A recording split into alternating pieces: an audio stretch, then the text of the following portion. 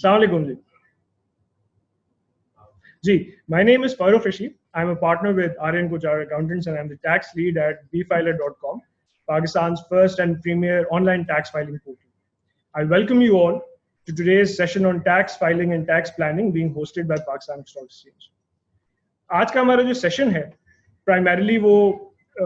Modalities of tax filing and planning से ही deal करेगा, जिसका ज्यादातर फोकस जो होगा वो इन्वेस्टर्स के पर्सपेक्टिव से ज्यादा होगा, इन्वेस्टर्स ऑफ कैपिटल मार्केट्स. तो eight the end of the session will also have a small Q&A session. तो आप अपने क्वेश्चंस जो हैं काइंडली जरा जॉट डाउन कर लीजिएगा, आप हमारे साथ शेयर करें. So as soon as I end my webinar, उसके बाद आपके जो क्वेश्चंस है उसमें से कुछ टॉप क्वेश्चंस हम इंशाल्लाह वहां से टेक अप कर लेंगे. तो स्टार्ट में हम एक थोड़ा लर्निंग रोड मैप है जिसको डिस्कस कर लेते हैं. सबसे पहला सवाल ऑब्वियसली बहुत सारे लोगों के जहन में यही होता है, specially in the capital markets, कि क्या सारे और तमाम इन्वेस्टर्स के लिए जरूरी है कि वो अपना टैक्स रिटर्न फाइल करें. तो उसका हम स्टार्ट में जो है वो एक जवाब देंगे इंशाल्लाह. एंड देन गोइंग फॉरवर्ड, क्या उनके लिए वेल स्टेटमेंट फाइल करना जरूरी है, वेल स्टेटमेंट अगर वो फाइल कर रहे हैं तो उसकी क्या मोडालिटीज होती हैं, क्या चीजें हैं जो उन्हें शेयर करनी है. एंड देन अगर आप अपना टैक्स रिटर्न फाइल नहीं कर रहे तो सजा और जजा क्या होंगी, क्या फायदे हैं, क्या नुकसान है, उसके ऊपर हम एक ब्रीफ डिस्कशन करेंगे.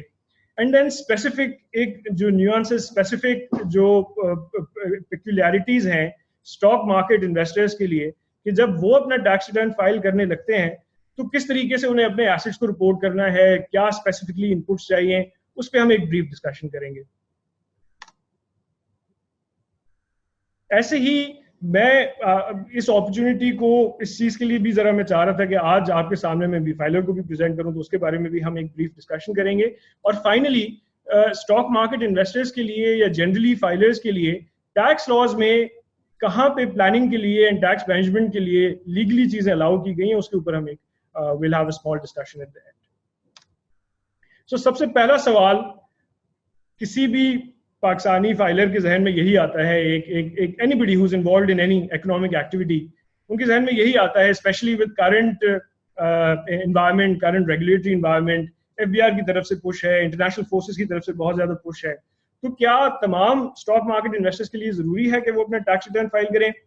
तो इसका आसान जवाब ये है कि प्रैक्टिकली तो काफी हद तक यस, लीगली कुछ चीजें हैं जहां पे हमें गुंजाइश है. क्या हर किसी को अपना टैक्स रिटर्न फाइल करने की जरूरत पड़ती है? उसमें हमारे पास चंद बेसिस हैं. कुछ इनकम बेसिस हैं जो कि लॉ में डिफाइन की गई हैं, कुछ जो है वो एसेट बेसिस है. इनकम बेस क्या है? इनकम बेस सबसे पहले यही है कि आपकी जो टैक्सेबल सैलरी है, फॉर एग्जाम्पल टैक्सेबल इनकम जो है आपकी, वो 4 लाख से अगर फॉर एग्जाम्पल ज्यादा है तो आप टैक्सेबिलिटी एंड फाइलिंग के थ्रेशोल्ड में आ जाते हैं. तो सबसे पहला तो थ्रेशोल्ड हमारे पास यही है कि अगर आपकी टैक्सेबल इनकम 400,000 रुपीज सालाना ज्यादा है, उससे तो फिर आपके ऊपर requirement to file your tax return apply हो जाएगा और आपको अपना टैक्स रिटर्न फाइल करने की जरूरत पड़ेगी. अगर आपकी बिजनेस इनकम है तो ये थ्रेशोल्ड और कम हो जाता है, it is about 300,000 rupees on an annual basis. लेकिन प्रैक्टिकली स्पीकिंग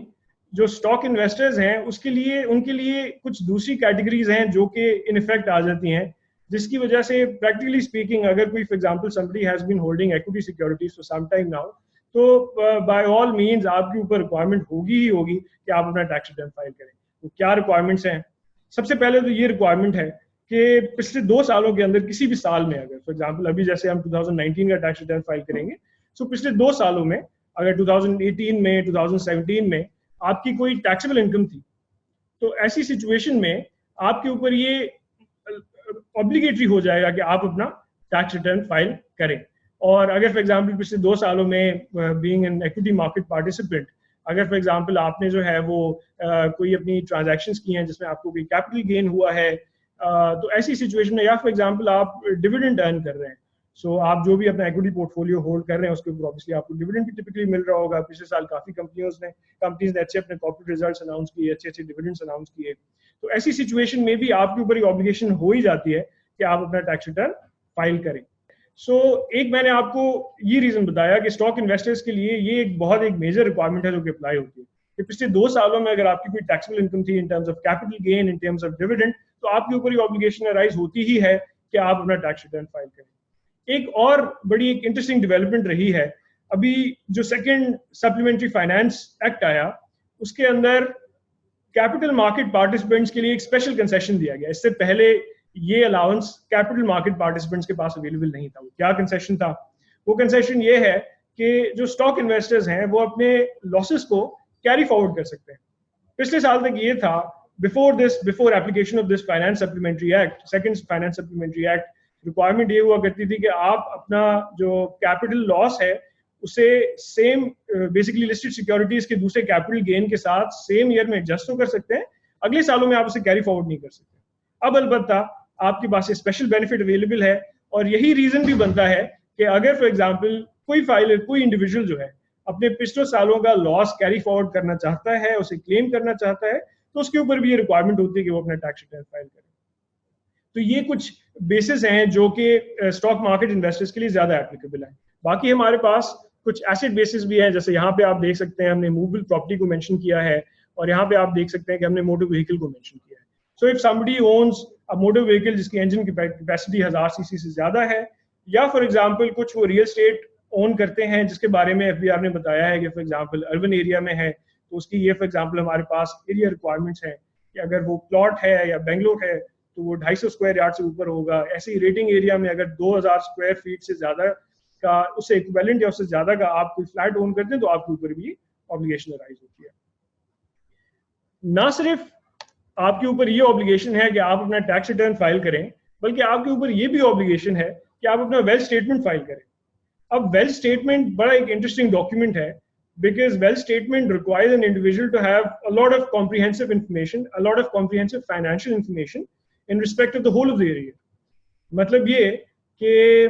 अच्छा, नॉट सिर्फ ये कि ये सिर्फ आपके ऊपर है, बल्कि ये भी कि जो भी एसेट्स हैं जो कि आपने अपने फॉर एग्जांपल अपने स्पाउस के नाम पे फॉर एग्जांपल रजिस्टर किए, for example you have a motor vehicle जो आपने अपने स्पाउस के नाम पे रजिस्टर किया है, यू हैव फॉर एग्जांपल कोई रियल एस्टेट है, for example you have some bank accounts, provided उनका सेपरेट कोई सोर्स ऑफ इनकम नहीं है जिसके लिए आप सेपरेट उनका return and wealth statement file करें, तो वो सारी चीजें जो हैं, वो सारे एसेट्स, ऑब्लिगेशंस, लायबिलिटीज, ये सब कुछ आप ही के वेल्थ स्टेटमेंट के अंदर डिक्लेयर होना है। Same with your minor children and other dependents. Wealth statement के अंदर आपने ये बताना है कि साल के स्टार्ट में मेरे क्या एसेट्स एंड क्या लायबिलिटीज थे, पूरे साल में मैंने क्या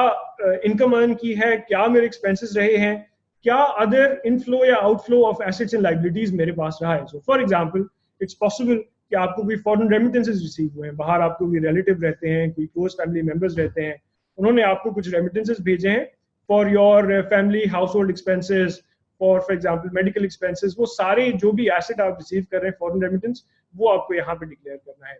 ऐसे ही फॉर एग्जांपल इट्स पॉसिबल आपने कोई एसेट लेने के लिए बैंक से लोन लिया हुआ है, so simultaneously you have an asset एक साइड पे और दूसरी साइड पे आपकी एक लायबिलिटी बढ़ रही है। सो ये सारी जो भी फाइनेंशियल ट्रांजैक्शंस हैं एक इंडिविजुअल के लिए, एक स्टॉक मार्केट पार्टिसिपेंट के लिए, एक इन्वेस्टर के लिए, ये सारी चीजें इधर ही रिफ्लेक्ट होनी है। कुछ स्पेसिफिक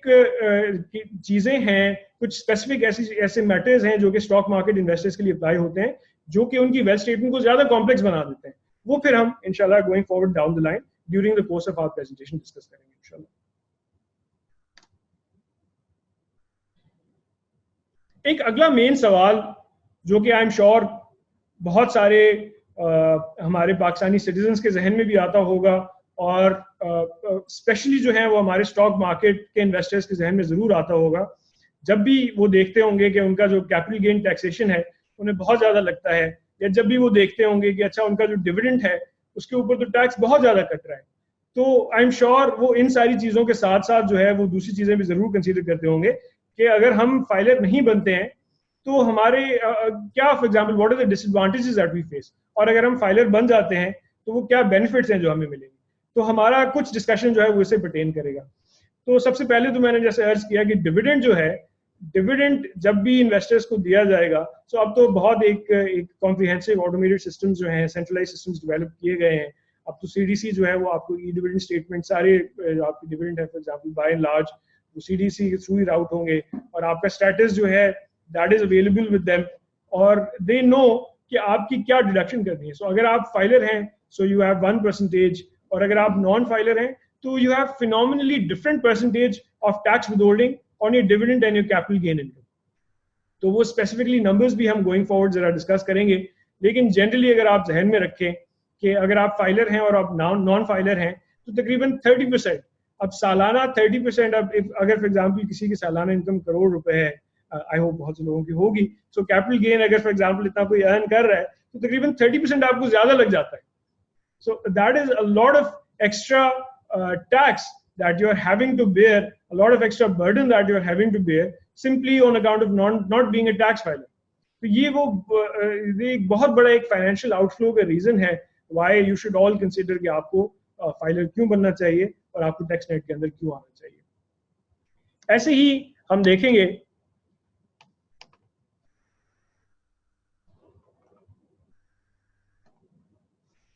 ऐसे ही during the normal course of a life बहुत सारी ऐसी ट्रांजैक्शंस होती हैं, बहुत सारे ऐसे इवेंट्स होते हैं जहां पे on account of the fact कि पाकिस्तानी टैक्स लॉ जो है वो it is one of the most complex tax codes in the whole world. तो इस चीज की वजह से और एंड अनफॉर्चुनेटली बिकॉज हमारा स्ट्रक्चर अब इस तरीके से हो गया है कि बजाय इसके कि हमारी इनकम को टैक्स किया जाए, हमारी इकोनॉमिक एक्टिविटी को in terms of for example जो हमारे एक्सपेंसेस हैं या फॉर एग्जांपल जो हमारी डिफरेंट काइंड्स ऑफ ट्रांजैक्शंस हैं उन्हें टैक्स किया जाता है. सो इस रीजन की वजह से हम देखेंगे कि बहुत सारी ऐसी हमारी एक्टिविटीज हैं जहाँ पे विदहोल्डिंग टैक्स डिडक्ट होता है. फॉर एग्जांपल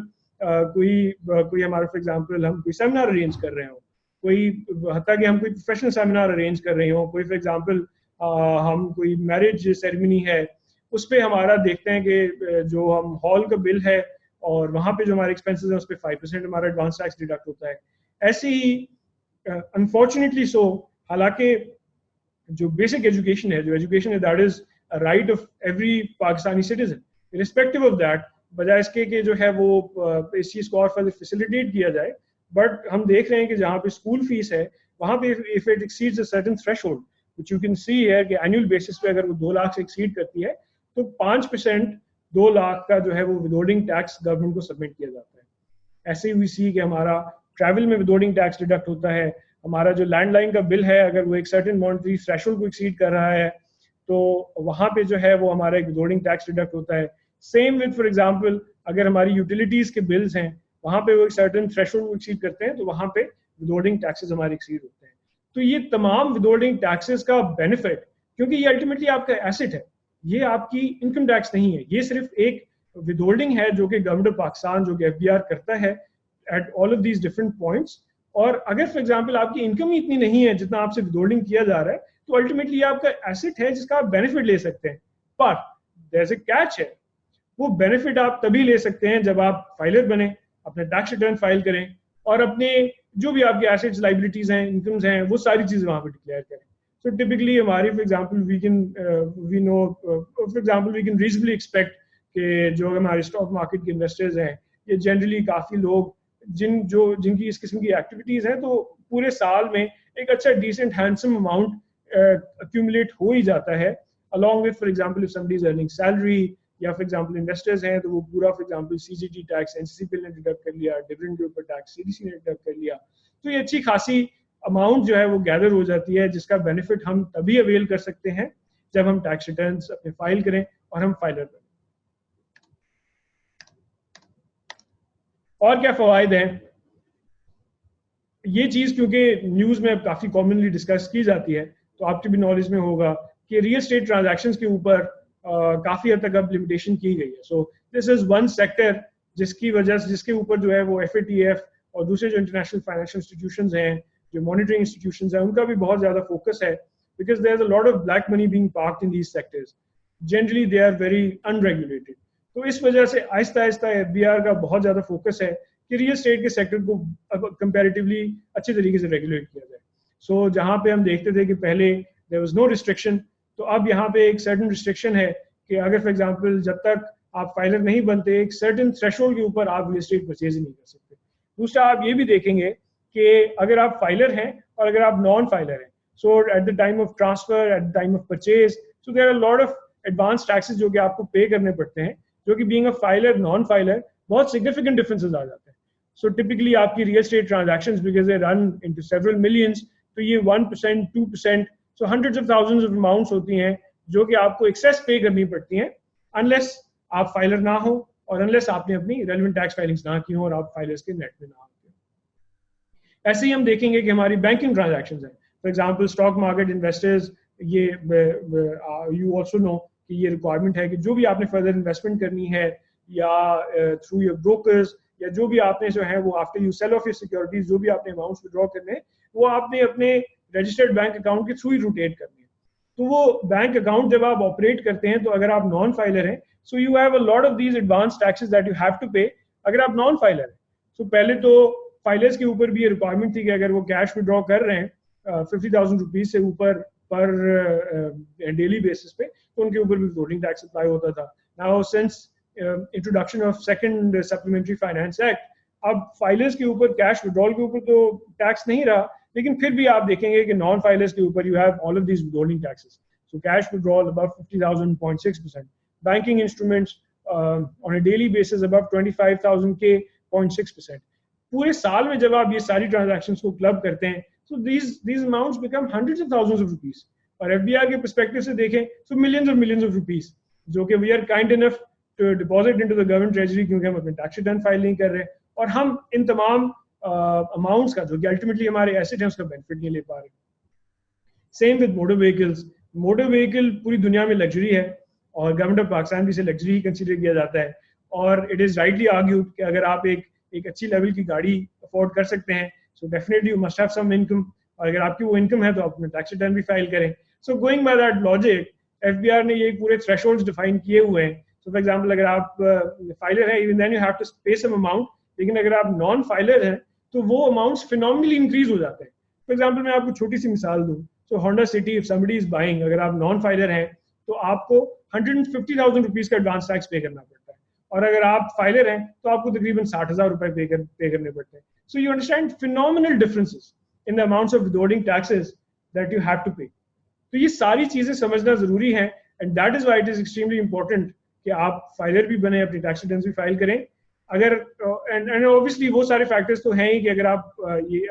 एम्बिट में आते हैं और अपने टैक्स रिटर्न फाइल नहीं करते तो there are very severe penalties जो कि आपके ऊपर अप्लाई होती हैं जो कि हम गोइंग फॉरवर्ड इंशाल्लाह डिस्कस करेंगे। अब आ जाते हैं कि अगर स्पेशली आप स्टॉक मार्केट इन्वेस्टर हैं और आपकी फॉर एग्जांपल अगर हम अज्यूम करें कि और ज़्यादा कोई सब्सटेंशियल इकोनॉमिक ट्रांजैक्शंस नहीं है, इकोनॉमिक एक्टिविटी नहीं है other than just investing in capital market instruments, तो आपकी टैक्स मोडालिटीज किस तरीके से फंक्शन करती हैं। तो सबसे पहले तो हमारे पास एक बेसिक चार्ट है जिसके अंदर ये एक्सप्लेन किया गया है कि फॉर एग्जांपल आपकी जो कैपिटल गेन की ट्रांजैक्शंस है, so you buy securities, you sell securities हमारी मार्केट में and this is true the world over as well. Day traders बहुत ज्यादा होते हैं, trading a lot of people love to see those stock prices going down and then stock prices going up, so they enjoy जो हमारे जो for example capital gain हमें मिल रहा है। सो उन तमाम आपकी जो भी ट्रांजैक्शंस आप कर रहे हैं तो उस पे ना सिर्फ आपको अच्छे खासे जो है वो you have this brokerage charges, a lot of charges going up, लेकिन आपको टैक्स भी उधर ही जो है वो डिडक्ट होके आपकी नेट जो फिर आपके पैसे बचते हैं you get that deposited in your account. तो यहाँ पे भी आप देखेंगे कि very significant differences between the tax returns that apply to you if you are a filer and if you're a non-filer। यहाँ पे because so if you see क्योंकि हमारे different budgets में schemes को change किया गया है तो पहले जो है वो comparatively we had certain degree of relaxation कि ऐसी securities जो कि 1 जुलाई 2013 से लेकर 30 जून 2016 के बीच में acquire की गई हैं तो उनके ऊपर एक incremental time barred basis एक स्कीम थी कि अगर फॉर एग्जांपल अगर इसका होल्डिंग पीरियड 12 महीने है तो आपको ऊपर 15% अप्लाई होगा अगर आप नॉन फाइलर हैं, जो कि आप यहाँ पे डिफरेंट एक कॉम्प्रिहेंसिव टेबल देख सकते हैं। अगर आप नॉन फाइलर हैं तो 18% अप्लाई होगा। ऐसे ही अगर ये होल्डिंग पीरियड आप बढ़ा दें सो 1 साल से 2 साल के दरमियान तो परसेंटेजेस कम हो जाती हैं, 2 साल के ऊपर है तो परसेंटेजेस और कम हो जाती हैं। So that is the way it functions. अगर आपके पास कुछ इक्विटी सिक्योरिटीज, अगर आप you are one of those intelligent investors जो कि बहुत ज़्यादा एक्टिविटी में बिलीव नहीं करते और जो कि जो है वो they believe in long term holdings in long term growth, तो ऐसी सिचुएशन में ये वाले जो रेट्स हैं वो आपके ऊपर अप्लाई होंगे अगर आपने जो है वो 2016 से पहले 30 जून 2016 से पहले कुछ सिक्योरिटीज होल्ड कर लेके जो है वो रखी है। ऐसे ही फिर for example you have securities जो कि आपने 1 जुलाई 2016 से बाद में एक्वायर की हैं, देन द रेट्स जो कि वो कंपैरेटिवली थोड़े हार्श हो जाते हैं। तो फाइलर्स के लिए we have 15% straight and non filers के लिए 33% मोर। सो यू सी 33% आपका रेट ऑफ इनकम टैक्स बढ़ जाता है अगर आप एक नॉन फाइलर हैं. A very important reason why you should file your tax returns. The same applies to dividends as well. Dividends में ये एक जनरल रेट है जो कि यहाँ पे हमने मेंशन किया है, लेकिन कुछ फॉर एग्जांपल पावर कंपनीज हैं या कुछ स्पेसिफाइड कंपनीज हैं जिसके ऊपर रेट्स थोड़े डिफरेंट एप्लीकेबल होते हैं. लेकिन यहाँ पे बाय एंड लार्ज जो रेट हमारे पास होता है, so if you are a filer so it's 15%, if you are a non filer again 33% increase, so 20% आपके ऊपर रेट अप्लाई होगा अगर आप नॉन फाइलर हैं. So you understand significant differences between the tax rates applicable to you अगर आप filer हैं और अगर आप नॉन फाइलर हैं. So one very important reason why you should file your tax returns. आगे आते हैं. सो ये तो एक रेट्स की हद तक बात हो गई. सो आई एम श्योर अगर आप अच्छी खासी ट्रेडिंग करते हैं पूरे साल में, अगर आपने 100 ट्रेड्स भी किए, 150 ट्रेड्स भी किए, तो आप ज़रूर जो है वो सर पकड़ के बैठेंगे कि ये कैलकुलेशन कौन करेगा और ये किस तरीके से होगी. So good news for you, अगर आप कैपिटल मार्केट इन्वेस्टर हैं, so there are a lot of facilitating agencies, a lot of systems that have been developed बहुत ही effort के बाद and by a lot of contribution by PSX, NCCPL, CDC, by SCCP. तो अब हमारे पास comprehensive, we have centralized reporting systems. तो अब अगर आप stock market investor हैं and you do decide, inshallah I hope at the conclusion of this session कि आपने अपना tax return file करना है, तो what are the things that you will need in order to file your tax return, जो कि start में मैंने आपको बताया था कि wealth statement specifically for investors, wealth statement के कुछ स्पेसिफिक न्यूआंसेस हैं, कुछ स्पेसिफिक चीजें हैं या कुछ स्पेसिफिक डॉक्यूमेंट्स हैं जो आपने गैदर करने होते हैं at year end, and then these documents serve as a primary basis of filing your tax returns. वो डॉक्यूमेंट्स क्या क्या हैं उन्हें हम ब्रीफली डिस्कस भी करेंगे और उनके हम जरा कुछ सैम्पल्स भी देखेंगे. सबसे पहला डॉक्यूमेंट जो है वो एनसीसीपीएल का कैपिटल गेन टैक्सेशन स्टेटमेंट है, जो कि मैंने यहाँ पे आपको बताया है. So you have these different rates of capital gain applicable to different kinds of investors, right? And investors who have held their securities for varying periods of time. तो एक स्टेटमेंट आपको जो चाहिए वो कैपिटल गेन टैक्सेशन स्टेटमेंट चाहिए जो कि एनसीसीपीएल आपको इशू करता है. Because these calculations become quite complex, क्योंकि एक तो वो मेथड ऑफ कैलकुलेशन में कॉस्ट बेसिस है कि स्टॉक की कॉस्ट कौन सी ली जाएगी, so it's first in first out basis, and then you have a lot of different trades going on during the day. तो calculations बहुत ज़्यादा complex हो जाते हैं. So NCCPL ने एक centralized system develop किया है जिसकी basis पे वो workout करते हैं कि आपके पूरे साल का capital gain कितना बनता है और उसके ऊपर कितना आपका टैक्स बनता है और वो टैक्स डिडक्ट होके आपको नेट अमाउंट पे किया जाता है. और एनुअल बेसिस पे अगर आप अपनी स्टेटमेंट निकालते हैं तो उसमें you have very clearly written कि अच्छा ये आपका जो है वो पिछले महीनों का you have carried forward capital gain, अच्छा इतना आपका गेन बनता है, ये एक डिडक्शन हुई है और ये हम फाइनल अमाउंट आपको पे कर रहे हैं. सो ये एक सोर्स डॉक्यूमेंट है जो कि स्टॉक मार्केट इन्वेस्टर्स को चाहिए होता है for the purpose of determining कि उनकी टैक्सेबल इनकम क्या रही, उसके ऊपर क्या टैक्स था, कितना टैक्स डिडक्ट हो गया है और उनकी वेल्थ से कितने स्टॉक पोर्टफोलियो है जो अब आउट होना है. तो this is one statement that you need. दूसरा स्टेटमेंट जो है वो हमारे पास ये सीडीसी का ई डिविडेंड स्टेटमेंट है. पहले डिविडेंड वारंट्स आपको जो है पोस्ट पे मिलते थे, अब again by efforts of SCCP, PSX, by efforts of CDC एक सेंट्रलाइज्ड सिस्टम जो है वो डेवलप किया गया है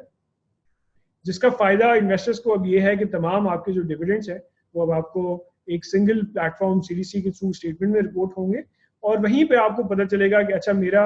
एनुअल बेसिस पे फॉर एग्जांपल ये मेरे डिविडेंड्स मुझे रिसीव हुए हैं, ये मेरे वारंट्स हैं और ये मेरा टैक्स कटा and ये net amount मुझे मिल गया. So again, a very important document that all stock market investors need in order to file their tax returns, income tax returns as well as their wealth statement. और एक बहुत important input जो हमें चाहिए होगा वो ये चाहिए होगा कि अगर for example at the start of the year आपके पास securities थी, for example you had these different kind of securities, आपके पास पाकिस्तान सुजुकी की कुछ shares थे, you had some shares of ODGCL, आपको EFERT, for example Engro Group, for example different companies के आपके पास securities हैं and during the year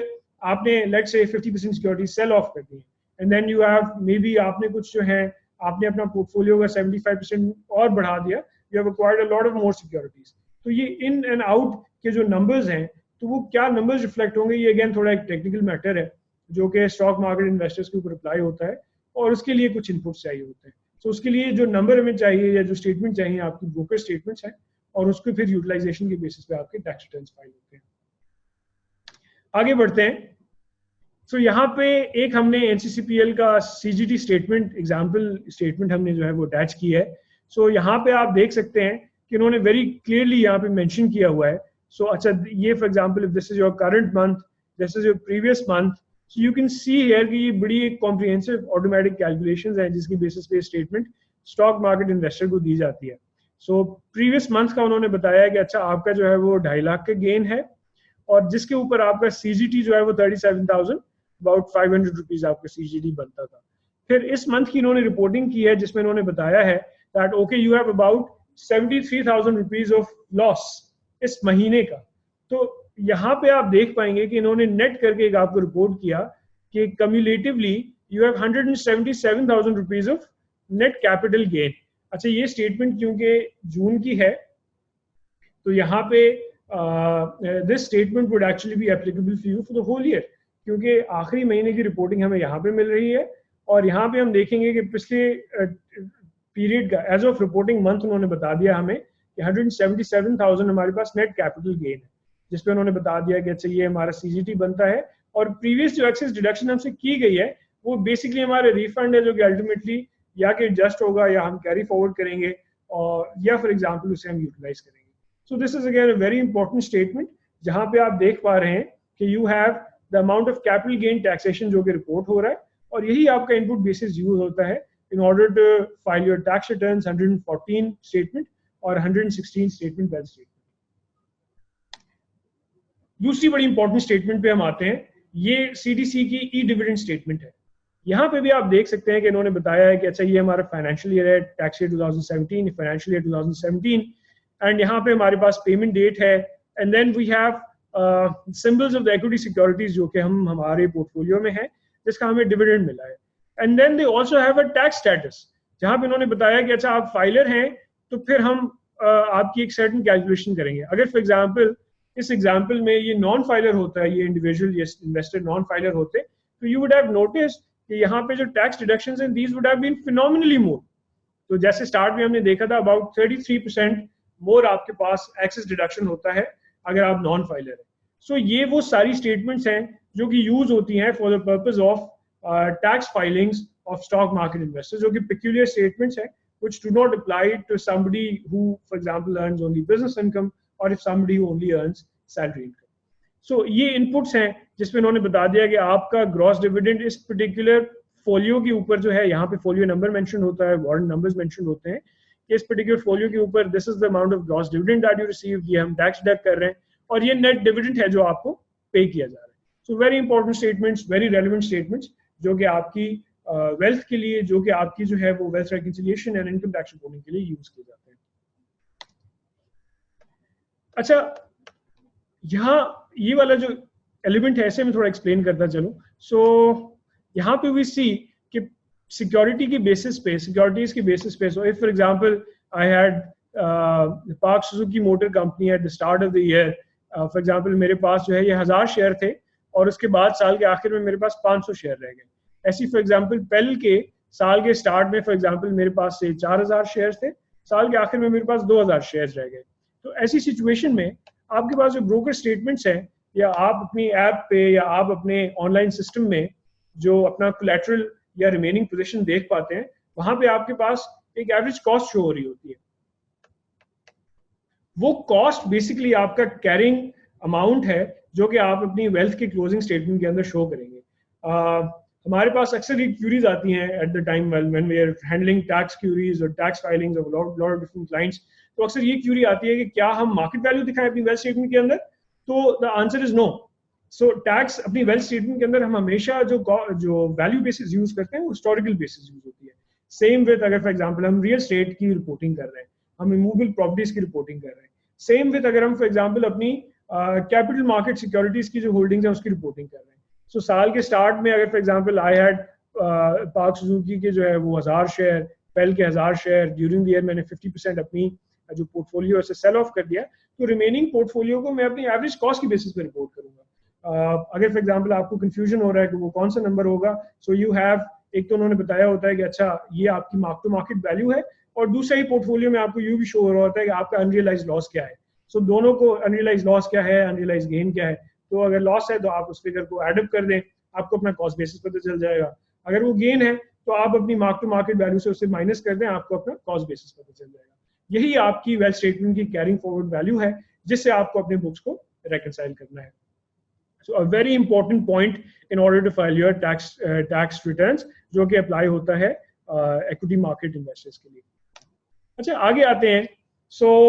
ये यहाँ पे एक स्क्रीनशॉट मैंने रिप्रोड्यूस किया है। सो ये हमारा एफबीआर का जो आईरिस सिस्टम है, वहाँ पे ये वेल्थ स्टेटमेंट की रिपोर्टिंग है बेसिकली, जहाँ पे हम बताते हैं कि अच्छा ये हमारे एसेट्स हैं और ये हमारी लाइबिलिटीज़ हैं। यहाँ पे आप देख सकते हैं कि एक बहुत बड़ा एक लाइन आइटम है जिसके अंदर काफ़ी हद तक सारे ही फाइनेंशियल इंस्ट्रूमेंट जो है वो एफबीआर ने क्लब कर दिए हैं। So you have investment, non business account, annuity, bond, certificate, debentures, deposits, share, stock, mutual fund units, सारी चीज़ें हमारे पास यहाँ पे आ जाती हैं। So I know pretty scary, pretty complicated, and if you've also been if you've also had the experience of using iris system, तो आपको पता है कि इसके अंदर I remember when I started using the system, वक्त के साथ on an annual basis FBR tries कि इस सिस्टम को और फर्दर सिंप्लीफाई किया जाए और यूजर फ्रेंडली बनाया जाए जिस हद तक FBR कोशिश कर सकती है। But I remember I always used to get stuck up in these plus science और ये किस तरीके से फंक्शन करेगा। So a lot of complications. What is the solution that BFiler, being Pakistan's first online tax filing portal, आपको offer करता है? So अगर आप FBR की स्क्रीन देखें, so this is the wealth statement screen that they have over here, and this is the screen of BFiler, जो कि आप जरूर इसके अंदर जो है वो साइन इन कीजिएगा। So यहाँ पे आप देख सकते हैं very user friendly and very interactive platform जो कि specially develop किया गया है in order to facilitate tax payers and tax filers जिनकी सोर्स ऑफ इनकम जो है वो सैलरी है, शेयर्स है, for example they have mutual fund. यहाँ पे इनकम सोर्सेज हमने कैपिटल गेन के अंदर, for example you can see here you have shares, mutual funds, property. So you can see very interactive and एक comprehensive user friendly portal है for your all your online tax filing needs. So here we have जो भी आपका interaction है वो seamless है। इसके अंदर you have Pakistan leading tax team facilitating you, advising you on all your tax filing needs को इसको किस तरीके से हैंडल करना है, क्योंकि ये सारी जो स्टेटमेंट्स हैं ये आपकी तरफ से गैदर होना एंड देन उसको फिर इस स्क्रीन पे किस तरीके से वी हैव टू रेकनसाइल, किस तरीके से report, extremely complicated matters. So that is why we have this specially developed solution BFiler को इसको किस तरीके से यहाँ पे हैंडल करना है। सो एक बहुत अच्छी बात इसमें यह है, this is an ideal mix of technology and Pakistan leading tax human capital, जिसमें आपको बहुत अच्छी से इंशाल्लाह फैसिलिटेट किया जाएगा in all your tax filing and advising needs. अच्छा, एक और चीज स्पेशली हमारा टारगेट इसके अंदर ये है that ultimately we want to demonetize tax filing, because Pakistan में जहाँ पे already tax to GDP ratio इतना कम है एंड 20 करोड़ 22 करोड़ की आबादी में वी हैव पिछले साल तकरीबन 1.8 मिलियन टैक्स रिटर्न फाइलर्स थे, जिसमें से भी इजीली अराउंड 30% 40% ऐसे लोग थे जिन्होंने अपने जो है वो नल रिटर्न्स फाइल किए हुए। So simply on account of the fact कि जो पिछला हमने पूरी स्कीम रिव्यू की कि फाइलर्स के लिए we have one regime, non filers के लिए we have completely different regime, तो उस चीज़ से बचने के लिए and specially with a harsh measure on part of FBR कि अगर आप मिस करते हैं तो पूरे साल आप फाइलर नहीं बन सकते। So if somebody missed out on filing their tax returns for 2018, तो वो मार्च 2020 तक, 1 मार्च 2020 तक जब FBR अपना जो है वो जो एक्टिव टैक्स पेयर्स की लिस्ट है उसे अपडेट करेगा, तब तक you can not appear in active tax payers list. So very harsh measure. उस चीज़ को अवॉइड करने के लिए भी बहुत से लोगों ने फिलहाल नल रिटर्न्स फाइल कर दिए। तो इस एनवायरनमेंट में हमारी पूरी कोशिश ये है कि इस प्रोसेस को डीमोनेटाइज किया जाए और ये जो फाइलिंग फी है इसको बहुत एक मिनिमम रॉक बॉटम लेवल पे लाया जाए। So again one humble contribution from our side, इसको किस तरीके से हम मैक्सिमम रिटर्न फाइलर्स को, मैक्सिमम लोगों को इस चीज़ के अंदर हेल्प आउट कर सके। फाइनली कुछ टैक्स प्लानिंग के हवाले से मैं डिस्कस करना चाहूँगा before we move on to the our Q&A session. Tax planning के अंदर हमारे पास लॉज के अंदर FBR इनकम टैक्स ऑर्डिनेंस के अंदर काफ़ी आपको एवेन्यूज स्पेशली दिए गए हैं कि आप फॉर एग्जांपल ये अगर एक्टिविटीज करते हैं so you can save sizeable amounts of tax and sizeable amounts from your taxable income अगर आप for example you perform certain of these activities. So for example FBR ने ये इजाज़त दी हुई है कि if so you understand IPO initial public offering, आप already stock market investor हैं तो आप बहुत अच्छे से समझ सकते हैं कि कंपनी जब अपना कैपिटल इशू कर रही है तो अगर आप डायरेक्टली वहां से कंपनी से फॉर एग्जांपल विद ओरिजिनल लॉटी या for example privatisation commission of Pakistan से आप शेयर्स जो है वो परचेज कर रहे हैं with us going into IMF program and with a lot of privatization of public sector entities on the table maybe, so privatization commission भी अब active हो जाएगा, maybe we'll have a lot of different companies that will be privatized, या कुछ अच्छी public companies की कुछ portions for example they will be privatized, तो अगर वो भी equity securities अगर आप purchase करते हैं या for example आप mutual funds में you are investing, आपने जो है different mutual funds में purchase किए हैं, units purchase किए हैं, you have money market instruments, you have funds in the जो कि stock funds है for example, उनकी units आप purchase कर रहे हैं and then you hold them for 24 months. Now there's a catch है, ये अक्सर जो है वो लोग miss out कर जाते हैं, so it's important कि इसका 24 months का holding period आप जो है वो match करें, तो फिर आपको tax credits and rebates मिलते हैं on your total taxable income. अब जो stock market investors हैं उनके लिए अलबत्ता there is that problem कि राइट अवे आपका जो यहाँ पे हमने टैक्स रिटर्न्स डिस्कस किए, जो टैक्स रेट्स हमने डिस्कस किए थे स्पेसिफिकली इसके ऊपर हमें रिबेट नहीं मिलता, लेकिन अगर फॉर एग्जांपल हम एक नॉर्मल रिटेल इन्वेस्टर की बात करें जो कि I am sure will have a lot of people who are income, जिनकी इनकम जो है for example they have salary income, who are earning income from certain other sources and simultaneously वो stock market में भी invest कर रहे हैं, simultaneously for example उन्होंने IPOs में परचेज किए हैं, साइमल्टेनियसली फॉर एग्जांपल उन्होंने म्यूचुअल फंड्स की यूनिट्स परचेज किए हुए हैं, तो ऐसी सिचुएशन में FBR ने अलाउ किया है कि आपको अच्छे खासे रिबेट्स मिल जाते हैं, आपकी जो टैक्स एक्सपेंस है, टैक्स इंसिडेंस है, वो सिग्निफिकेंटली इट कम्स डाउन। जैसे यहाँ पे हमने एक एग्जाम्पल, एक न्यूमेरिकल एग्जाम्पल बनाया है आपको और फर्दर एक्सप्लेन करने के लिए कि अगर फॉर एग्जाम्पल आपकी सालाना इनकम जो है all of this being based on 2019 के जो टैक्स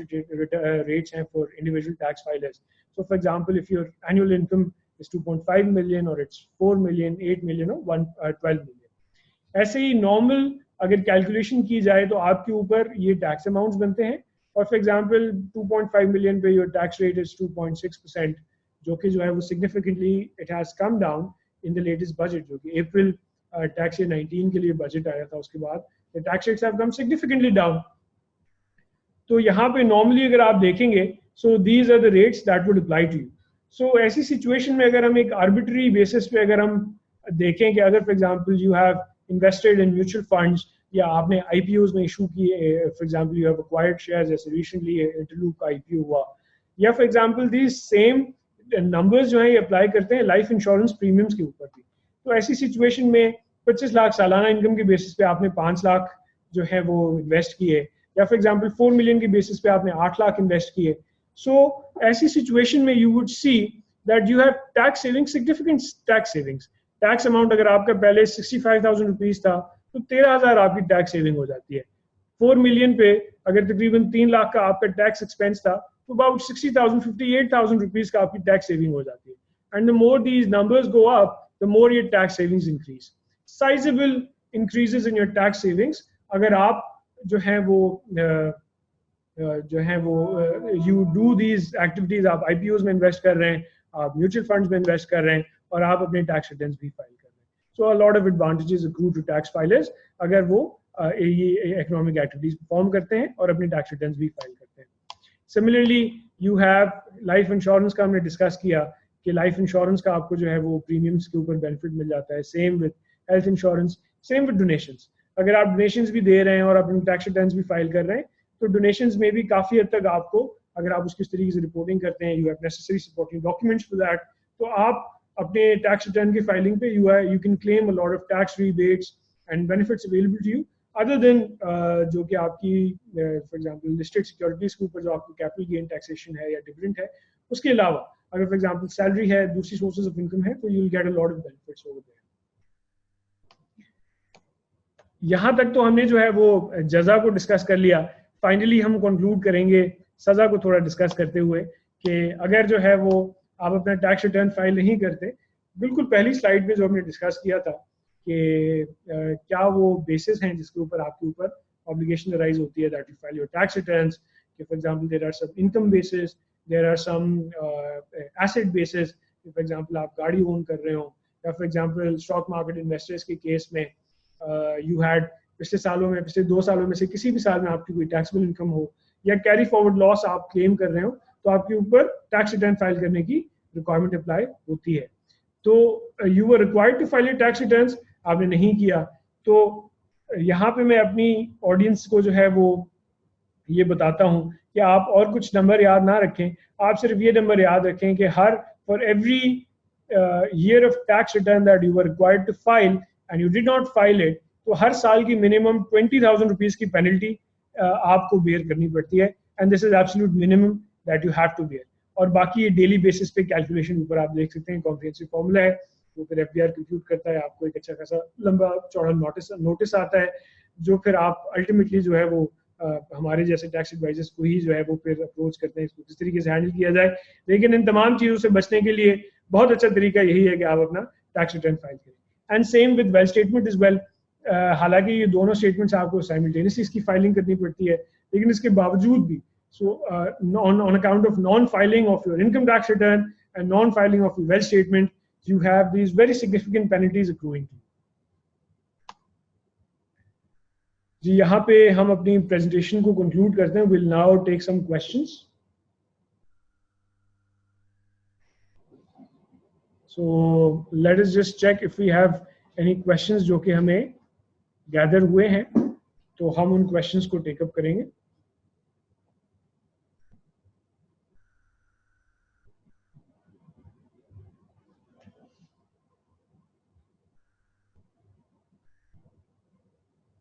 चलिए जी, right away we do not have any questions here. अलबत्ता हमें जो है we have received a lot of thank you notes कि this is very helpful generally. Okay, we do have some questions. जी, एक सवाल हमारे पास ये आया है कि where do we enter our dividend income in IRIS. अच्छा, मैंने आपको जो स्क्रीनशॉट शो किया था, उस स्क्रीनशॉट के अंदर वो बेसिकली स्क्रीनशॉट जो है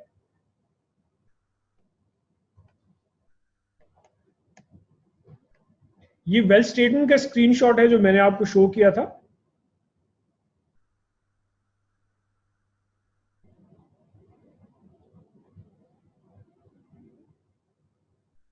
जी, ये बेसिकली वेल्थ स्टेटमेंट का स्क्रीनशॉट है जो मैंने आपको शो किया था। This is statement as per section 116 of income tax ordinance. ऐसे ही हमारा स्टेटमेंट 114 होता है इनकम टैक्स रिटर्न, जिसमें हम अपनी तमाम इनकम जो है वो रिपोर्ट कर रहे होते हैं। वहीं पे हमारे पास we have this income coming in from different sources. We have income coming in from dividends, we have income coming in from salary, from business income, from other sources, from profit on debt, interest income. तो dividend income और इस किस्म की तमाम income जो है वो हमारी इनकम टैक्स जो स्टेटमेंट है वहां पे जाती है, और हमारी जो एसेट्स एंड लाइबिलिटीज हैं at the start of the year, eight the end of the year, और इसकी पूरी रेकन्सिलिएशन की पूरे साल की हमारी क्या इनकम थी, क्या एक्सपेंसेस थी, किस तरीके से वो रेकनसाइल होता है, वो हमारी स्टेटमेंट के अंदर रिफ्लेक्ट होता है। So hope that answers your question. ऐसे ही हम जरा दूसरे क्वेश्चन को टेकअप कर लेते हैं।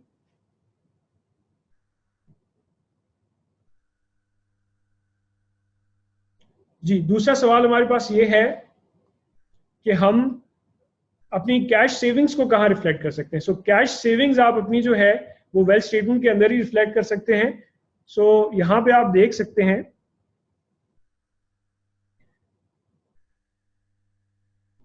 जी प्रेजेंटेशन हम जरा शेयर कर लेते हैं दोबारा। सो यहाँ पे आप देख सकते हैं कि वेल्थ स्टेटमेंट में हमारे पास कैश नॉन बिजनेस का एक आइटम होता है। सो हमारी जो भी कैश सेविंग्स हैं वो हम यहाँ पे रिफ्लेक्ट करते हैं कि at the end of the year हमने देखा कि हमारे पास बैंक अकाउंट में for example whatever balances we have available वो हम इस लाइन आइटम में रिफ्लेक्ट करते हैं, और कैश के हमारा जो भी बैलेंसेस अवेलेबल हैं cash, and for example if we have any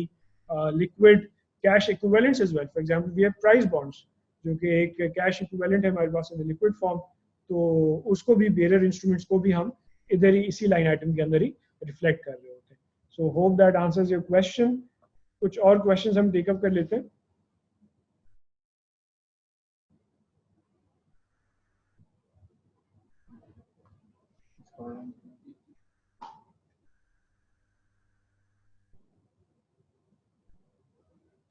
अच्छा जी, एक interesting and this is a very common question that we often get कि बिकॉज हमारे पास पाकिस्तान में बहुत ज़्यादा एक टैक्स फाइलिंग का कल्चर नहीं रहा। जैसे मैंने पहले भी अर्ज किया कि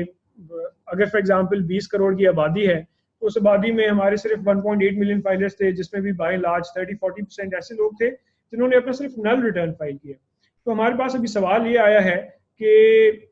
मैंने जब से जॉब स्टार्ट की है, so by about for example 3 years मैंने अपना टैक्स रिटर्न फाइल नहीं किया, और आप ही का केस हम लेके उसे और फर्दर अगर एक्सपेंड करते हैं, so maybe there is somebody जो कि 20 सालों से जॉब कर रहे हैं, 25 सालों से जॉब कर रहे हैं और उन्होंने अपना टैक्स रिटर्न कभी भी फाइल नहीं किया। तो असल में हिस्टोरिकली अगर मैं जो है वो इनकम टैक्स ऑन सैलरी की बात करूं और उसका थोड़ा मैं हिस्टोरिकल कॉन्टेक्स्ट आपको दूं, तो प्रीवियसली इवन कुछ साल पहले तक एफबीआर की तरफ से रिक्वायरमेंट ये थी एफबीआर की तरफ से रिक्वायरमेंट ये थी कि अगर आपका एम्प्लॉयर आपकी सैलरी से टैक्स डिडक्ट कर लेता है और वो गवर्नमेंट ट्रेजरी में डिपॉजिट हो जाता है and you get that statement, तो एक सैलरीड इंडिविजुअल के ऊपर रिक्वायरमेंट नहीं थी मैंडेटरीली कि वो अपना टैक्स रिटर्न फाइल करे। तो अगर हम हिस्टोरिकली पिछले बहुत सारे सालों में चले जाते हैं तो तब तो आपके ऊपर लीगल रिक्वायरमेंट ही नहीं थी। तो पिछले फॉर एग्जाम्पल हमारे पास 3-4-5 सालों से रिक्वायरमेंट है कि आप अपना टैक्स रिटर्न फाइल करें, irrespective of whether you have salary income और you have other sources of income. तो ऐसी सिचुएशन में फॉर एग्जाम्पल पिछले 4 सालों तक आपके ऊपर ऑब्लिगेशन थी या 3 सालों तक ऑब्लिगेशन थी, तो लीगल रिक्वायरमेंट तो यही है कि आप अपने तमाम सालों के टैक्स रिटर्न्स फाइल करें। लेकिन वी ऑल्सो अंडरस्टैंड कि this being practically difficult, specially for example अगर किसी ने अपनी जॉब भी स्विच कर ली है, पहले कुछ सालों में वो कहीं और जॉब कर रहे थे, बाद में कहीं और जॉब कर रहे हैं और टैक्स डिडक्शन सर्टिफिकेट्स उनके पास नहीं है, तो एक जनरली एक प्रैक्टिकल कह लें कि एक रिकमेंडेशन ये होता है कि कम से कम आप 2 से 3 सालों का जरूर करें। ये एक रीजनेबल टाइम फ्रेम है। इन 2 से 3 सालों का डाटा जो है वो फिर भी एक रीजनेबल बेसिस पे आपको मिल जाता है, आप कलेक्ट कर सकते हैं। तो वो डाटा आप जरूर इनपुट करें, वो डाटा आप जरूर अपना जो है वो टैक्स रिटर्न्स पिछले 2 से 3 सालों का फाइल करें, अपनी वेल्थ भी फाइल करें। उससे ये होगा कि आपकी एक अच्छी एक फाइनेंशियल हिस्ट्री जो है एफबीआर के पास डेवलप होगी, it will all be reported. और सैलरीड इंडिविजुअल्स के साथ मैं ये भी एक्सप्लेन करते चलूँ कि आपके ऊपर गुनाह जो है वो ये नहीं है कि आपने जो है वो आपकी इनकम जो है वो टैक्सेबल इनकम के ऊपर आपने टैक्स पे नहीं किया, टैक्स की चोरी आपने की है। सो प्रॉब्लम सिर्फ ये है कि आपने उसकी रिपोर्टिंग नहीं की। सो कंपैरेटिवली कह लेंगे वो एफबीआर की तरफ से भी उसके ऊपर थोड़ी देयर इज लीनियंसी कि अगर आप पिछले सालों का कर लेते हैं, you do all the filing, तो उसमें बहुत ज्यादा फॉलोअप नहीं होता। But it's important that you do file your tax returns on account of all the advantages and disadvantages that we have mentioned during the course of this webinar. So I hope that answers your question. कुछ और हम questions लेते हैं।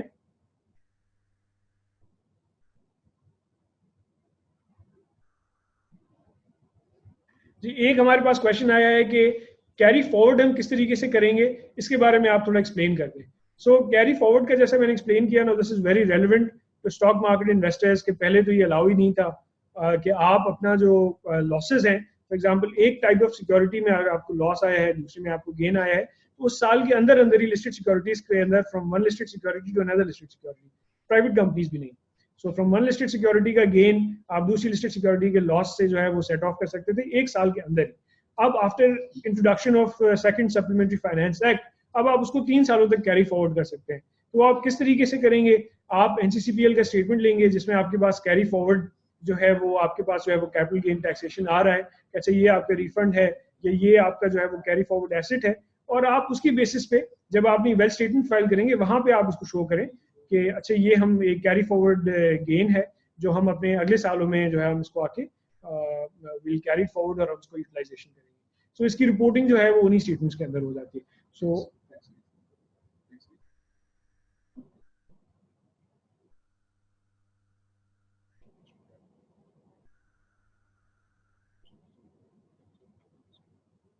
जी, एक और सवाल हमारे पास आया है कि what if in previous 2 returns I coated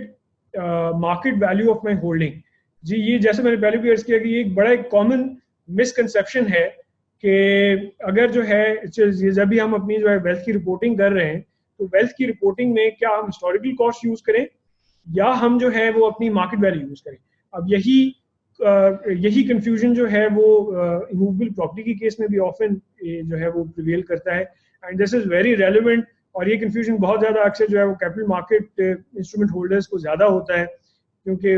because they are fortunate और अनफॉर्चुनेट को उनको डेली बेसिस पे अपनी वैल्यूएशंस पता चल रही होती है. So blood pressure is going up, blood pressure is going down. So ये एक ऑफन मिसकंसेप्शन है. सो अगर पिछले सालों में आपने जो है वो अपनी होल्डिंग जो है वो मार्केट वैल्यू की बेसिस पे की हुई है, सो लीगली आपको अलाउड है कि अगर आपको पता है कि पिछले सालों में आपने अपनी वेल्थ और इनकम टैक्स स्टेटमेंट जो है वो उसके अंदर देयर इज एन एरर, तो आप उसे वॉलंटरी बेसिस पे रिवाइज कर सकते हैं. So what you can do, इसके अगर फाइलिंग के 60 डेज के अंदर अंदर आप उसे रिवाइज करने जा रहे हैं तो आपको कमिश्नर का स्पेशल अप्रूवल भी नहीं चाहिए होता है. लेकिन अगर आप फाइलिंग के 60 डेज के आगे चले गए तो फिर आपको कमिश्नर का अप्रूवल चाहिए होता है. आपने अप्रूवल लिया, उसके बाद आप अपने tax return and wealth statement को वॉलंटरी बेसिस पे on account of the fact कि आपका एक एरर हो गया है, आप उसे रिवाइज कर सकते हैं. और अकॉर्डिंगली फिर आपको उसको गोइंग फॉरवर्ड करेक्टेड वैल्यूज को आप जो है वो कैरी फॉरवर्ड करें. और अगला इस सवाल का पार्ट ये है कि मुझे हिस्टोरिकल कॉस्ट कहाँ से मिलेगी. तो इसमें जैसे मैंने प्रेजेंटेशन में भी आपको शो किया था, सो अगर फॉर एग्जांपल साल के स्टार्ट में आपके पास एक सर्टेन पोर्टफोलियो था, ड्यूरिंग द ईयर आपने you did a lot of sales transactions और रिमेनिंग पोर्टफोलियो आपके पास पड़ा हुआ है. सो आपका जो ऑनलाइन पोर्टल है, अगर आपने ऑनलाइन पोर्टल अवेल किया हुआ है, या फॉर एग्जांपल अगर आपको ब्रोकर स्टेटमेंट्स मिल रही हैं, तो ब्रोकर स्टेटमेंट्स में एंड ब्रोकर पोर्टल्स पे, या अगर आप ऐप यूज कर रहे हैं, PSX का जो ऐप है जहाँ पे आपको अपनी कोलैटरल, आपको अपनी क्लोजिंग पोजीशंस रिसीव हो रही होती हैं, सो वहाँ पे आपको कॉस्ट बेसिस पता चलती है. सो अगर आप उसको इजीली कंप्यूट, एक तो राइट अवे आपको जो है वो कॉस्ट बेसिस पता भी चल रही होती है, रिपोर्ट होती है वहाँ पे. और अगर आप उसको और फर्दर देखना चाहें तो मार्क टू मार्केट कंटिन्यूसली आपका जो भी होल्डिंग पोर्टफोलियो हो रहा होता है, राइट. सो जो अनरियलाइज्ड गेन लॉस है उसे आप एड बैक कर दें, लॉस है एड बैक कर दें, गेन है माइनस कर दें, आप अपनी कॉस्ट बेसिस पे पहुंच जाएंगे, हिस्टोरिकल कॉस्ट पे पहुंच जाएंगे, और उसी को यूज करते हुए आप अपनी जो है वो वेल्थ स्टेटमेंट को कैरी फॉरवर्ड करें. So I hope that answers your question. अच्छा जी, एक हमारे पास क्वेश्चन है कि अगर मुझे शेयर्स इनहेरिटेंस में मिले हैं तो वो मैं कहाँ पे शो करूंगा. Now this is true not just for the shares that you have inherited, this is true of all the other assets that you might have inherited as well. कि भाई डिफरेंट एसेट्स हैं, सो ये आप जो है वो घर भी इनहेरिट कर सकते हैं, फॉर एग्जांपल जो है वो गाड़ी है, या फॉर एग्जांपल डिफरेंट एसेट्स हैं, प्रेशियस पोजेशंस हैं, ऐसे शेयर्स हैं, या आपने इनहेरिट किए हैं. सो इनहेरिटेंस पे कोई टैक्स, कैपिटल गेन के हवाले से कोई टैक्स नहीं लगता. फॉर एग्जांपल करोड़ रुपए का पोर्टफोलियो है, या फॉर एग्जांपल रियल स्टेट है, आपने इनहेरिटेंस में रिसीव किया. इन नॉन रिकग्निशन रूल्स इन्हें कहा जाता है कि अगर आपने इन्हें इनहेरिटेंस के थ्रू या स्पाउसेस के दरमियान there is an agreement and an agreement to live apart, तो ऐसी सिचुएशन में ये जो एसेट्स आप रिसीव कर रहे हैं ये टैक्सेबल नहीं होते. इनको कहाँ पे रिपोर्ट किया जाएगा, इनको जो है वो आप अपनी वेल्थ स्टेटमेंट के अंदर रिफ्लेक्ट करेंगे. वेल्थ स्टेटमेंट की जब आप रेकंसिलिएशन बनाते हैं तो वहाँ पे एक इनफ्लो शो किया जाता है. तो ये inflow, because this is not a taxable income, तो ये आप अपनी इनफ्लो में शो करेंगे कि ये फर्दर अमाउंट आपने जो है वो रिसीव किया है थ्रू इनहेरिटेंस, थ्रू गिफ्ट, और उसको फिर आप अपना जो है एज इंक्रीज इन एसेट जो है वो शो कर सकते हैं. इसकी वैल्यू आप क्या शो करेंगे, legally speaking, strictly legally speaking, जब इनहेरिटेंस होगी तो उस वक्त इसकी जो फेयर मार्केट वैल्यू है वो आपके लिए कॉस्ट बेसिस बन जाती है, और वहां से आगे फिर आप उसको कैरी फॉरवर्ड करते हैं. अब आई नो ये थोड़ा एक प्रैक्टिकल चैलेंज होता है in terms of for example real estate transactions के. रियल स्टेट की आप या तो मार्केट वैल्यू कराने जाएं तो वो ज़्यादा एक कॉम्प्लिकेटेड एक मैटर है. फॉर एग्जांपल प्रेशियस पोजेशंस है, तो फिर मार्केट प्रैक्टिस एक ये भी होती है कि इनहेरिटेंस में गिफ्ट के टाइम पे कुछ लोग जो हैं वो उसे जीरो वैल्यू पे शो करते हैं, कुछ लोग उसे जो है उसकी historical cost, for example real estate है, मूवेबल प्रॉपर्टीज है, तो you have your property documents, वहाँ पे एक हिस्टोरिकल कॉस्ट है उस पर शो किया जा सकता है. या अगर फॉर एग्जांपल आप उसे मार्केट वैल्यू पे शो करना चाहें तो FBR की वैल्यूज या आप उसको as a cost basis use करके उसे वहां से आप अपनी कैरी फॉरवर्ड किया जा सकता है. सो आई होप आपका जो है वो सवाल यहाँ पे आंसर होता है.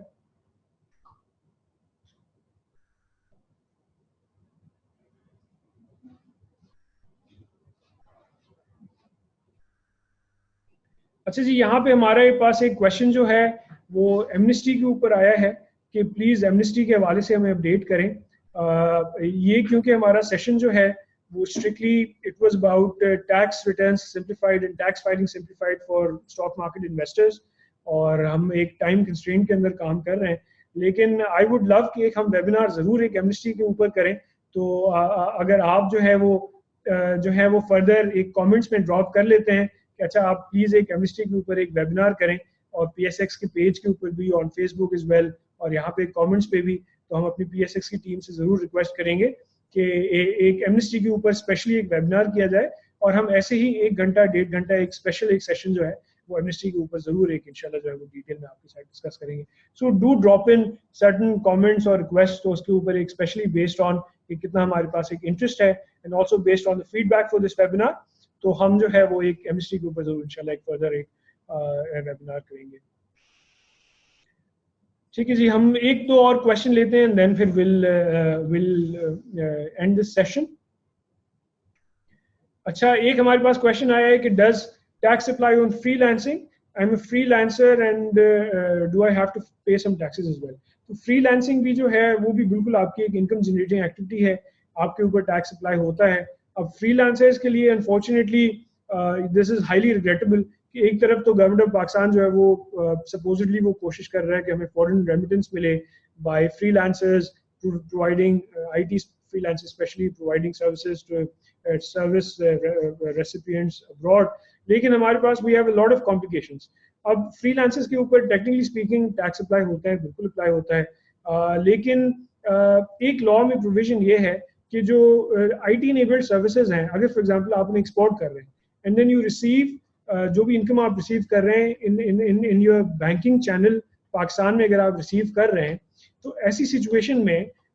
जो भी आप पैसे रिसीव करेंगे from abroad, if you are freelancer, सारे पैसे आप जो हैं पाकिस्तान में रिसीव कर रहे हैं और उस रिसीट का मोर देन 80% आप अपने बैंक में रिसीव कर रहे हैं, तो आपकी पूरी की पूरी इनकम जो है वो एग्जेम्प्ट हो जाती है। अब आई नो कि प्रैक्टिकली देयर आर चैलेंजेस के लिए पाकिस्तान में स्केड्यूल्ड बैंक में रिसीव करना, क्योंकि स्केड्यूल्ड बैंक का मतलब है कि किसी बैंक के अंदर आपका जो अकाउंट है वहां पे आप पैसे रिसीव कर रहे हैं। सो इफ यू मैनेज कि किसी तरीके से फॉरेन में भी जो है वो आप पेपॉल के थ्रू रिसीव कर रहे हैं, वेस्टर्न यूनियन के थ्रू रिसीव कर रहे हैं, आप अरेंज करें कि वेस्टर्न यूनियन भी आपके अकाउंट में अगर उसे डिपॉजिट करा देता है, तो टोटल रिसीट्स का अगर 80% आपके अकाउंट में आ जाता है तो वो पूरी की पूरी इनकम आपकी एग्जेम्प्ट हो जाएगी। सो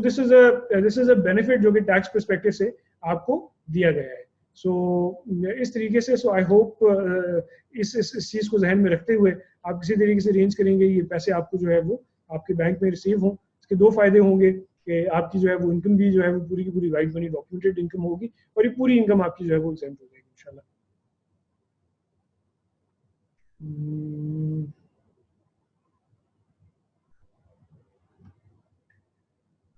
अच्छा जी, एक इंटरेस्टिंग क्वेश्चन है, अब this is again relevant to जो कि पाकिस्तान में हमारे पास अब अनफॉर्चुनेटली टैक्स एनवायरनमेंट ही ऐसा बना हुआ है। This is the last question that will take और then I will take you leave. सो ये क्वेश्चन है कि अगर मुझे सारी सैलरी अपनी कैश में मिलती है तो इसको मैं किस तरीके से रिफ्लेक्ट करूं, और क्या अथॉरिटीज मेरा जो है वो कैश बेसिस एक्सेप्ट करेंगी या नहीं करेंगी। तो यहाँ पे मैं एक्सप्लेन करते चलूँ कि अगर आपको सैलरी कैश में रिसीव हो रही है और अगर आप उसको डिस्क्लोज कर रहे हैं कि अच्छा ये फॉर एग्जांपल एनुअल बेसिस पे मुझे अगर हम 12 लाख का एग्जेम्पशन लेते हैं कि 12 लाख मुझे सैलरी मिली है, कैश में मिली है, और उसे आप रिफ्लेक्ट करते हैं अपनी इनकम स्टेटमेंट के अंदर, वेल्थ स्टेटमेंट के अंदर, और उसके ऊपर जो रेलेवेंट टैक्स बनता है। So considering the current law 12 lakh सालाना के ऊपर 2000 रुपये सिर्फ टैक्स है जो आपको पे करना पड़ेगा। तो ये आप डिपॉजिट करा दें, चलान बना के अपना FBR में या इंटरनेट बैंकिंग के थ्रू आप जो है या ATM के थ्रू यू डू दैट, तो आपके ऊपर कोई भी फर्दर ओनस अराइज नहीं होता। FBR बिल्कुल एक्सेप्ट करेगा कि ये आपको कैश में सैलरी रिसीव हुई है और ये आप डिस्क्लोज करें, इसके ऊपर आपको सिर्फ 2000 रुपये का टैक्स पे करना पड़ेगा, आप टैक्स पे करें, फ्री टू गो। अलबत्ता एम्प्लॉयर के ऊपर थोड़ी कुछ प्रॉब्लम्स हैं, but that relates to somebody who is doing business income, क्योंकि उनके ऊपर ये रिक्वायरमेंट होती है कि अगर किसी की इनकम जो है या सैलरी 15,000 मंथली से ऊपर है तो फिर उनके ऊपर ये रिक्वायरमेंट है कि वो उसको बैंकिंग चैनल के थ्रू दे। लेकिन रिसीवर साइड जो है यूर फ्री, कोई भी उसके अंदर इशू नहीं है, आप बताएं कि हमें ये सैलरी जो है वो टैक्सेबल मिली है और कैश बेसिस पे मिली है, और ये पूरा का पूरा उसके ऊपर जो टैक्स है आप पे करें, और 12 लाख तक सिर्फ 2000 रुपये का टैक्स है जो आपको पे करना पड़ेगा। So with this I'll take you leave. I hope this session was a good learning opportunity for all of you. I hope जो है वो आपको सीखने का बहुत मौका मिला, and I hope I was able to answer to a maximum extent all of your questions. With my special gratitude to the PSX team for hosting this webinar, and my special request कि हम जो है वो MST के ऊपर भी एक specially इस तरीके से एक वेबिनार करें ताकि और फर्दर एक हेल्दी और एक फ्रूटफुल डिस्कशन हो। So with that, the team of BFiler, Pakistan's first online tax filing portal, and the team of RN Chartered Accountants takes your leave. Thank you जी, अपना ख्याल रखें और रमज़ान करीम। थैंक यू, अल्लाह हाफ़िज़।